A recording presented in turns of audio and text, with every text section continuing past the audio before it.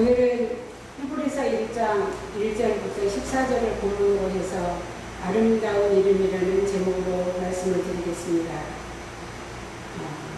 히브리서는 예수님을 십자가에 못 박았던 사람들에게 이제 히브리서 기자가 그 예수님이 하나님의 아들이시라는 것, 이거를 설명하기 위해서 히브리서를 기록하고 있습니다. 1절에 보니까 옛적의 선지자들로 여러 부분과 여러 모양으로 우리 조상들에게 말씀하신 하나님이, 이 말씀은 아브라함을 갈대아우르에서 위해서 불러서 이제 젖과 꿀이 흐르는 가나안 땅으로 들여보내면서 거기에서 하나님께서 아브라함에 대해 약속하신 것이 있습니다. 네 후손으로 말미암아 모든 족속이 복을 받을 것이다. 그래서 예수님이 오시기까지 이제 아브라함부터 시작해서 세대 여왕까지의 역사적인 이야기들을 이제 여러 부분과 여러 모양으로 조상들에게 말씀하신 하나님, 그분이 바로 여호와 하나님이시고, 이제 때가 되면 그 하나님이 육신을 입고 이 땅에 오신 분이 바로 예수님이십니다. 그 히브리 사람들에게는 하나님께서 여러 부분 여러 모양이라는 것은 족장 시대를 지나서 이제 아브라함과 이삭과 야곱이 12명을 낳고, 그리고 그 자손들 70년이 애굽에 내려가서 400년 동안을 그곳에 살면서 큰 민족을 만들어내게 되죠. 그래서 모세가 그 이스라엘 백성을 이끌어서 가나안 땅을 거쳐서 이제 요단을 건너서 마침내 가나안 땅에 들어가는 이야기들, 거기서 하나님이 베풀어 주셨던 많은 기적과 이사와 기적들과 함께 또 가나안 땅에 들어가서는 왕을 세우고 또 대제사장과 선지자들을 세워서 장차 오실 예수님에 대한 이야기를 그 조상들에게 하나님이 하셨습니다. 그리고 이제 때가 차면 2절에 이 모든 날 마지막에 아들로 우리에게 말씀하셨으니, 이 아들은 만유의 후사로 세우시고 또 저로 말미암아 모든 세계를 지으셨느니라. 하나님이 천지를 창조하셨습니다. 천지를 창조하신 목적은 하나님의 나라를 세우기 위해서 창조하셨고, 이제 예수님이 오심으로 인해서 구약, 신약이 나누어지죠. 주 전과 주 후가 나누어지게 됩니다. 그래서 예수님이 오심으로 인해서 구약은 마지막이 되고 신약은 새로운 시작이 되는 것입니다. 그래서 하나님이 이렇게 하신 것은 하나님의 영광의 광채시오 그 본체의 형상이시라. 그 능력의 말씀으로 만물을 붙드시고 죄를 정결케 하는 일을 하시고 높은 곳에 계신 위엄의 우편에 앉으셨느니라. 바로 예수님이 이 땅에 오셔서 하신 일입니다. 예수님이 이 땅에 오신 것은, 하나님은 사람이 아니기 때문에 형상이 없습니다. 그래서 예수님이 하나님의 형상을 가지고 이 땅에 오셔서 십자가에서 그 형상이 드러나게 된 것이죠. 그래서 십자가를 통해서 바로 예수님이 하나님의 본체이신 것을, 하나님의 뜻을 이룸으로 인해서 이제 그 능력으로 만물을 붙들고 계실 뿐만 아니라 십자가에서 우리의 죄를 정결케 하는 일을 하시고, 그리고 승천하셔서 보좌 우편에 앉아 계십니다. 하나님의 모든 일을 십자가를 통해서 다 이루었다 하시고 완전히 끝내셨기 때문에 보좌 우편에 앉아 계시는 것입니다. 이것이 바로 예수님이 이 땅에 오셔서 이루신 이야기가 구약과 신약의 이야기입니다. 그러면 오늘 4절에 보니까 저가 그 말은 바로 예수님이십니다. 예수님이 천사보다 얼마큼 뛰어나면 저희보다 더 아름다운 이름으로 기업을 얻으시는 분이에요. 구약에서는 천사들이 많이 나타났죠. 하나님의 심부름하기 위해서 천사들이 나타났습니다. 다니엘에게는 미가엘 군대장이 나타나기도 하고요. 또 마리아에게는 가브리엘 천사가 나타나서 좋은 소식을 전해주기도 하고, 또 구약에 보면 여호와의 사자가 나타나기도 했습니다. 구약에서는 하나님께서 죄인을 보면 그 죄인은 하나님 앞에서 죽기 때문에 사람은 만날 수가 없었고, 이제 천사들을 통해서 하나님이 천사들을 보내서 하나님의 뜻을 전했기 때문에 이제 그 히브리인들, 유대인들은 천사 숭배 사상이 있었습니다. 하나님이 보낸 천사들은 숭배하면서 막상 말씀하시던 그 하나님이 육신을 입고 이 땅에 예수로 오신 예수님을 저들이 거부했죠. 그래서 십자가에 못 박아 죽였습니다. 그래서 이 히브리서 기자는 그 예수가 바로 하나님의 아들이다. 천사들에게는 아들이라고 말씀하신 적이 없었습니다. 왜냐하면 바로 하나님의 심부름을 하는 심부름꾼이었기 때문에 그랬습니다. 그래서 오늘 예수님의 이름, 그 이름이 얼마나 아름다운 이름인가. 바로 아들이라고 하는 이름입니다. 아름다운 이름, 하나님의 아들입니다. 오늘 우리도 예수 그리스도를 믿음으로 인해서 우리가 그리스도 안에서 하나님의 아들이 되었습니다. 우리도 다 이 아름다운 이름을 가진 자로서 우리가 오늘도 하나님의 자녀로 이 땅을 살아가고 있습니다. 하나님께서 어느 때 천사 중 누구에게 내가 내 아들이라 오늘날 내가 너를 낳았다 하였으며, 이 말씀은 시편 2편 7절에 있습니다. 예수님이 십자가에 못 박히실 때 이제 십자가에 못 박는 자들은 예수님을 비웃었지만 하나님께서는 하늘에서 그 광경을 보시면서 도리어 비웃으셨죠. 그러면서 예수님이 너는 내 아들이다. 내가 너를 낳았다. 그러면서 열방을 이제 예수님한테 십자가를 통해서 주시기로 하신 이 말씀입니다. 또 다시 나는 그에게 아버지가 되고 그는 내게 아들이 되리라 하셨느뇨. 이 말씀은 사무엘하 7장 14절에 있습니다. 바로 다윗에게 하나님께서 이제 너와 내가 언약을 맺는데 그 언약은 무슨 언약이냐 하면 사울은 죄를 지었을 때 그 위를 다윗에게 하나님께서 넘겨줬습니다. 그러나 다윗에게는 너는 내 아들이 되고 나는 네 아비가 되어서 네 자손들은 이제 죄를 지어도 인생 채찍과 사람 막대기로 징계하더라도 반드시 돌아오게 하시는 영원한 영원한 왕의 아들로 대접하겠다고 하나님께서 다윗에게 약속을 하셨습니다. 그래서 마태복음 1장에도 보면 아브라함과 다윗의 자손 예수 그리스도의 세대라. 아브라함에게 약속하시고 다윗에게 약속하신 그 약속을 이루러 오신 예수님에 대해서 기록을 시작한 것입니다. 누가복음에서도 이루어진 사실에 대해서 내가 이 말씀을 기록하겠다고 누가가 그렇게 시작을 합니다.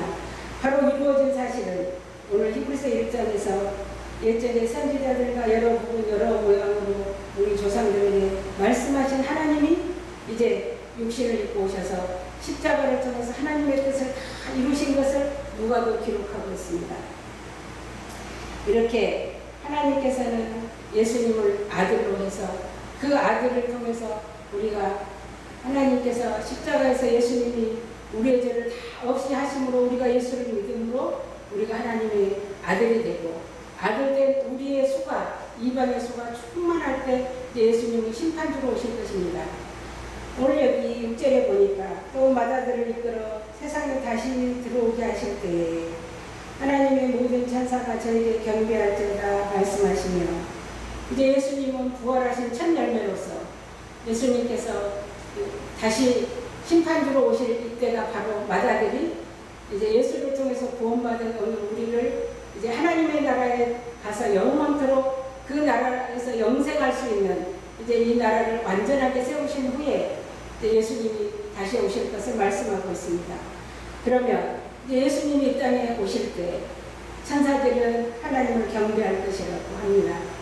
데살로니가 후서에 보면 거기에도 주님이 오시는 것을 천사장의 하늘에서 호령과 천사장의 나팔 소리를 통해서 예수님이 공중에 재림하실 것을 말씀하고 있습니다. 또 계시록에 보면 이제 심판을 시작했을 때 하나님께서 천사들을 통해서 심판하신다고 기록되어 있습니다. 그래서 결코 천사는 아들이 될 수 없고 하나님의 아들인 예수님이 돕는 자로, 오늘 예수님은 오늘 우리를 도우시고 섬기라고 보낸 천사들을 많은 사람들이, 또 어떤 종교에서는 천사 숭배 사상이 아직도 남아있습니다. 오늘 우리가 예수를 믿으면서도 천사들 나타나는 것을 본 사람이 있죠. 그러나 그 천사는 우리를 도우라고 보낸 천사지 결코 숭배의 대상은 아닙니다. 그래서 7절에 또 천사들에 관하여는 그는 그의 천사들을 바람으로 그의 사역자들을 불꽃으로 삼으시느니라. 바로 예수님이 부리는 천사들이라는 말씀입니다. 천사들 스스로는 아무 일도 할 수가 없습니다. 예수님이 명령하실 때 그 명령을 따라서 이 천사들을 움직일 뿐입니다. 또 아들의 가나에는, 예수님의 간에서는 하나님이여 주의 보좌가 영영하며 주의 나라의 홀은 공평한 홀입니다. 내가 의를 사랑하고 불법을 미워하였으니 그러므로 하나님과 너희 하나님이 즐거움의 기름을 내게 부어 내 종류들보다 승하게 하셨도다 하였고, 이제 예수님은 보좌 우편에 앉아 계심으로 그 자리는 영원하고 공평한 홀을 가지고 계신다고 하십니다. 십자가를 통해서 하나님은 의를 사랑하고 불법을 미워하셨다. 그러므로 너희 하나님이 즐거움의 기름을 내게 부어, 다시 말해서 예수님에게 성령으로 기름을 부어서 죽은 자 가운데서 부활하심으로 인해서 모든 동료들보다, 모든 사람들은 죽었지만 예수님은 다시 살아남으로 인해서 다른 사람보다 승하게 하나님이 하셔서 보좌 우편에 주인으로 앉아 계시는 것입니다. 또 태초에 주께서 땅에 기초를 두셨으며 하늘도 주의 손으로 지으심하라. 이것은 태초에 하나님이 천지를 창조하신 이야기입니다. 그것들은 멸망할 것이나 오직 주는 영존할 것이며, 예수님이 이 땅에 다시 오실 때 이 땅의 모든 것들은 다 불탄다고 되어 있습니다. 왜냐하면 새 하늘 새 땅이 하늘로부터 내려오기 때문입니다. 그래서 여기 이렇게 표현하고 있습니다. 그것들은 멸망할 것이나, 처음 지었던 천지 창조는 다, 이 세상에 우리가 보는 것들은 다 멸망할 것입니다. 그리고 오직 주는 영존할 것이며, 부활하신 예수님은 영원토록 살아계시는 영존하신 하나님이기 때문에 오늘 그 예수님의 생명을 받은 우리도 예수님과 함께 영존할 것입니다. 그것들은 다 옷과 같이 낡아지니, 그러니까 처음 하나님이 창조하셨던 그것들은 마치 옷이 낡아지는 것처럼 다 낡아지고, 의복처럼 또 새 옷으로 갈아입는 것처럼 그것들이 옷과 같이 변할 것이나 주는 여전하여 연대가 다함이 없으리로다. 이제 우리는 새하늘과 새 땅에 들어가면 예수님과 함께 영원한 존재들로 살아가는 것이 바로 하나님이 천지를 창조하신 목적이고, 예수님이 이 땅에 오셔서 십자가를 지고 죽으시고 부활하신 하나님의 뜻을, 하나님이 이렇게 예수님의 나라, 영존하시는 나라, 우리가 영원히 살아갈 수 있는 그 나라를 주시는 일로 이제 하나님의 뜻을 바로 예수님이 이루셨다는 것을 히브리인들에게 전해주고 있습니다. 그리고 13절에 어느 때 천사들 누구에게 내가 내 원수로 내 발등상 되게 하기까지 너는 내 우편에 앉아서라 하셨느냐. 이제 예수님이 심판주로 오셔서 이 사단은 첫 번째 오셔서 십자가에서 우리의 죄를 다 대속해 주심으로 사단은 죄를 먹고 살게 되었거든요. 그래서 예수님이 육신을 입고 오셨기 때문에 사람인 줄 알고 십자가에 못 박아 죽이면, 예수님이 죽으면 사단의 세계가 영원할 줄 알고 예수님을 죽였습니다. 그러나 예수님은 죄가 없으신 분이기 때문에 무덤에서 사단에게 사망 권세를 내놓으라고 했을 때 사단은 바로 예수님에게 사망 권세를 빼앗김으로 인해서 예수님은 사망을 이기시고 부활하시게 된 것입니다. 그래서 이 예수를 믿는 모든 사람들에게는 예수님과 함께 이제 영존하는 그 세계를 들어갈 텐데, 바로 그때까지 예수님이 보좌 우편에 앉으셨다가 주님 다시 오시는 날, 이제 사단은 영원한 불못으로 들어가는 두 번째 심판 때까지 예수님은 보좌 우편에 앉았으라. 하나님께서 예수님에게 주신 왕의 자리입니다. 그래서 모든 천사들은 부리는 영으로서 구원 얻을 후사들을 위하여 섬기라고 보내심이 아니며, 그렇습니다. 천사들은 우리를 섬기라고 보냈습니다. 예, 마태복음 18장을 한번 찾아보겠습니다.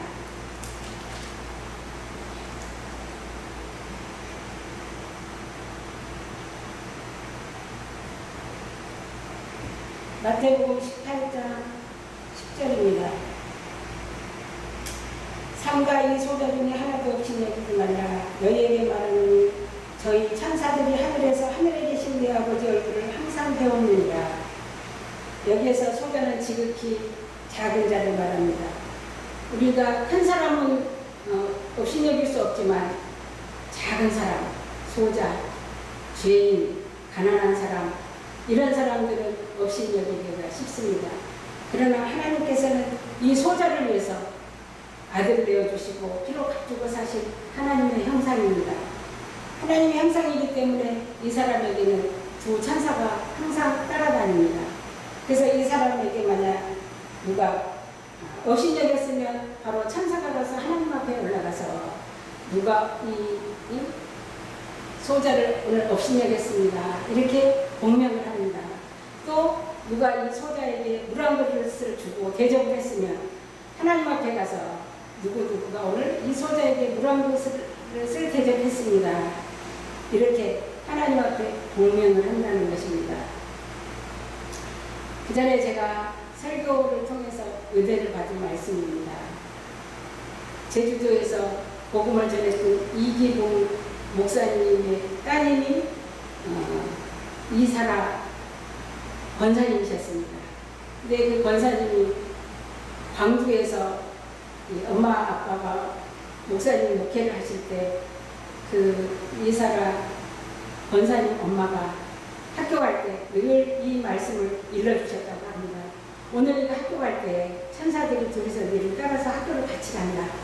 가서 네가 친구들하고 싸우거나 잘못하면 주님 앞에 가서 오늘 사라가 이렇게 친구들과 싸웠습니다 하고 복명을 할 것이다.